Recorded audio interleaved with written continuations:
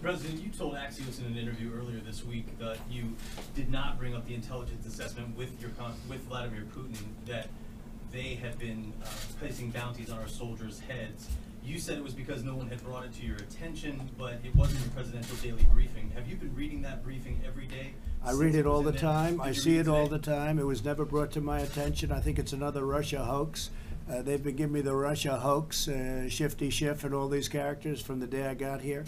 And we're working with Russia right now on a non-proliferation agreement, nuclear non-proliferation, and we can get something like that, it'd be great.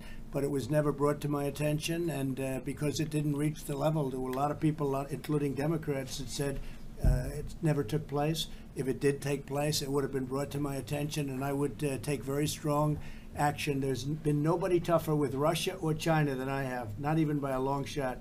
When you look at what we've done compared to the past administrations, it's not even a contest. We've been very tough on Russia with the sanctions and so many other things, including letting people know that we're not so happy about what's going on with NATO and the oil. You know, but speaking of NATO, we've raised $130 billion a year from countries, as you know, from our partners with NATO. 28 countries. We had 7 that were paid up. Now we have a very much bigger number. We're getting $130 billion more. That's going to $400 billion.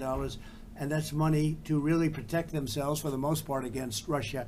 So nobody's done more against Russia, but it was never brought to my attention, and it perhaps wasn't brought because I didn't consider it to be real.